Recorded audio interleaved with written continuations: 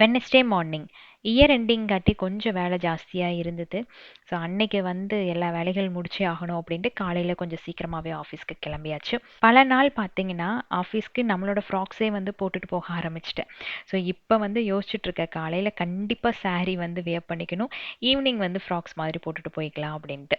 ஒரு 10 days விடாமல் follow பண்ணிட்டோம்னா போதும், அந்த ரொட்டீனுக்கு அப்படியே நம்ம மாறிடலாம். அப்புறம் நாமளே நினச்சாலும் அது மாற்ற முடியாது. இன்னைக்கு நம்மளோட ஹோம் ஸ்லோ பேஜில் நல்ல ஆஃபர் வந்து போயிட்டு இருக்குது, உமன்ஸ் டே ஆஃபர்.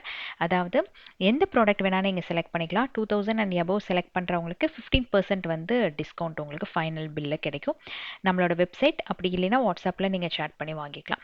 ஸோ காலையில் ஆஃபீஸ் ஒர்க் எல்லாம் முடிச்சுட்டு ஈவினிங் பாப்பாவோட ஹேர் கட்டுக்காக வெளியே கூப்பிட்டு போயிட்டேன். எப்போ நான் வெளியே கிளம்பினாலும் மைலோ வந்து கேஜ்குள்ளே போய் உட்காந்துக்குவான். நான் வெளியே போனதுக்கு அப்புறம் தான் வெளியே வருவான். ஸோ அதே பழக்கத்துக்கு தான் சார் உள்ளே உட்காந்துக்கிட்டாரு.